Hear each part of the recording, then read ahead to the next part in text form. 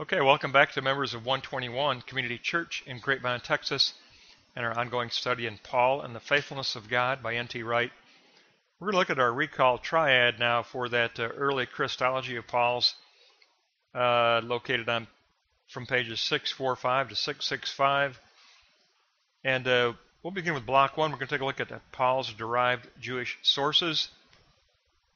We'll begin with lordship. Kyrios, Lord, was reflectively gathered from the Septuagint use of Yahweh as Lord. Now, wisdom, the apocalyptic expectation of a coming Messiah king, was borrowed from Jewish apocalyptic and the understanding that the Messiah comes in wisdom. And in Exodus, Paul reflectively reshaped a new Exodus narrative as his theme for his Christology, which abbreviated 7 sub-concepts. On block 2, the derived concepts were next associated with a strongly relational emphasis in Paul's Christology. It began with noema pattern. Paul developed a renewed monotheism, which was conceptualized as a casting into language and a Christological noema design or pattern. There was an order to the concepts that Paul rewrote, to the signs that he reflectively rewrote. Now, under compact Exodus account, Galatians 4 became Paul's first expression of a Christology as an Exodus account. It spoke of God's presence as being known by God through indwelling Spirit.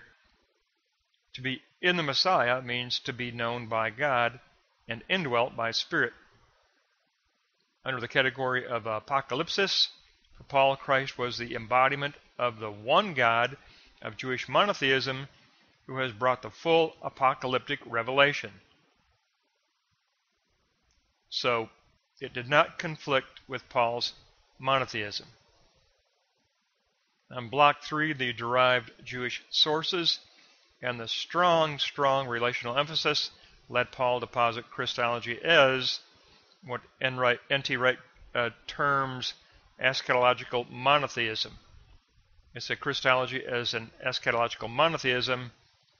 If we begin with word, the concepts of word and wisdom became relational categories for Christ's identity, according to Paul. New creation. For Paul, Christ is absolutely the agent of new creation. This is the central theme of Paul's Christology. And then the concept of returning doxa. Most importantly, Christ has become the inauguration of God's returning doxa glory and the coming apocalyptic age. Therefore, crucifixion and resurrection become apocalyptic markers.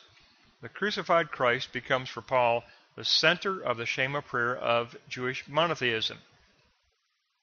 The crucified Christ is now in the center of the Shema prayer. Not added on as an additional feature of the Shema prayer, but Christ is the center of the Shema prayer of a rewritten monotheism, which is an eschatology of the movement of the kingdom of God toward the doxa glory in Jesus Christ.